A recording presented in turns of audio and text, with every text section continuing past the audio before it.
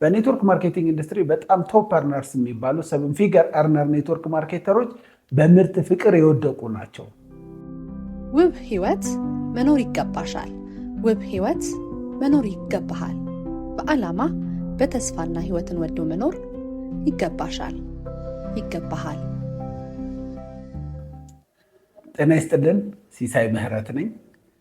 ዛሬ በኔትወርክ ማርኬቲንግ ኢንዱስትሪ ውስጥ አንድ ሰው ገና እንደጀመረ የመጀመሪያው ቀን ብንነግረው በኢንዱስትሪው ላይ ባለው ቆይታ ረጅም እድሜ እንዲኖረውና ውጤታማ እንዲሆን የሚያደርጉ 3 መልእክቶችን ነው የምናየው።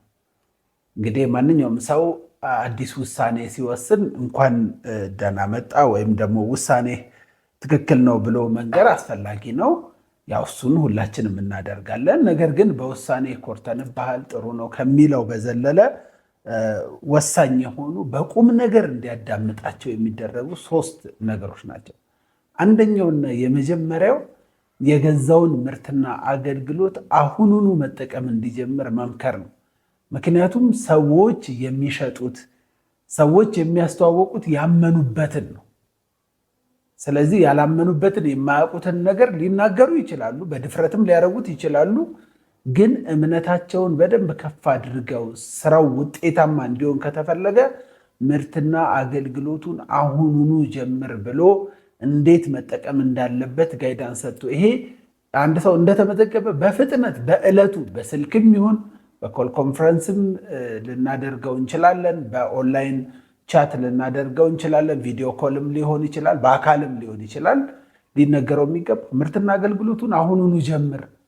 ውጤት ያለው ምርትና አገልግሎቱን ማመንና አለማመን ላይ ነው። በኔትወርክ ማርኬቲንግ ኢንዱስትሪ በጣም ቶፕ አርነርስ የሚባሉ 7 ፊገር አርነር ኔትወርክ ማርኬተሮች በምርት ፍቅር የወደቁ ናቸው። የሚሸጡትን ምርትና አገልግሎት በጣም የሚወዱት። ስለዚህ ያንን ፍቅር ለማሳደር ከመጀመሪያው ቀን ጀምሮ እንዲወስድ ማድረግ፣ እንዲጀምር ክትትላችንን ቀን 1 ላይ ነው የምንጀምረው። ሁለተኛ ለማንም እንዳትናገር የሚል መልእክት ነው። አሁን ይሄ በአብዛኛው ጊዜ ኔትወርክ ማርኬቲንግ ኢንዱስትሪ ላይ ሰዎች ጆይን አድርገው ወዲያው ነው የሚያቋርጡት። የሚያቋርጡበት ዋነኛ ምክንያት የተጽዕኖ ክልላቸውን ያጣሉ።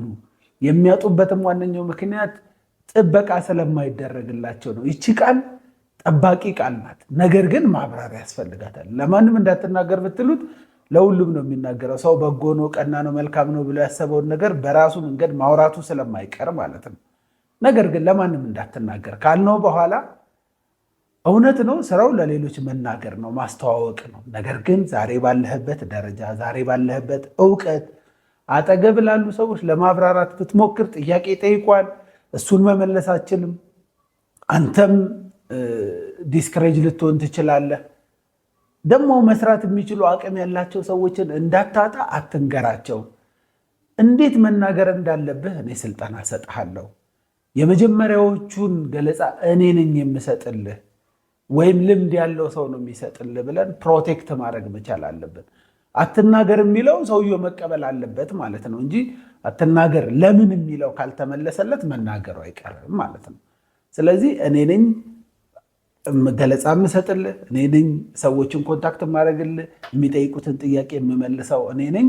አንተ እስከዛ ድረስ ስልጠናዎችን መውሰድ ብቻ ነው ብሎ ማስጠንቀቂያም ነግሮ መናገር እንደሌለበት አምኖበት እንዲጠበቅ ማለት ነው። ይህን ካረጋችሁለት ሰርክል ኦፍ ኢንፍሉዌንስ ወይም የተጽዕኖ ክልሉን ተጠበቀለት ማለት ነው። ውጤታማነቱን በብዙ ፐርሰንት እንዲጨምር እናደርገዋለን ማለት ነው። 3ኛው መልእክት በፍጥነት ለመጀመር መዘጋጀት የሚለውን ስልጠና እንዲወስድ ቀጠሮ እንዲይዝ ማድረግ። ምክንያቱም ስኬት በተሰጠን ያህል ሳይሆን በተዘጋጀነው ያህል ነው የሚገኘው። ይህንን አስረድተ ነው ለመጀመር መዘጋጀት የሚለውን ስልጠና በፍጥነት እንዲወስድ ከአፕላይን ጋር ቀጠሮ እንዲይዝ ማድረግም።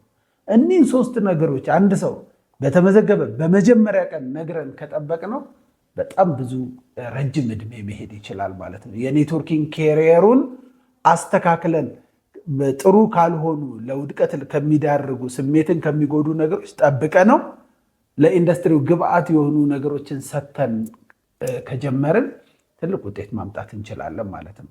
ከዚህ ድረገጽ ከዚህ ስልጠና ስር ስክሪፕቱን አብረን አስፈላጊ የሆነ እንድታጠኑትና አንድ ሰው ልክ እንደተጀመረ ምን ማለት አለበት የሚለው በስክሪፕትም የተዘጋጀ ስላለ ስክሪፕቱን ብታጠኑት ውጤታማ ትሆናላችሁ ብዬ አምናለሁ። አመሰግናለሁ። ውብ ህይወት መኖር ይገባሻል። ውብ ህይወት መኖር ይገባሃል። በዓላማ በተስፋና ህይወትን ወዶ መኖር ይገባሻል፣ ይገባሃል።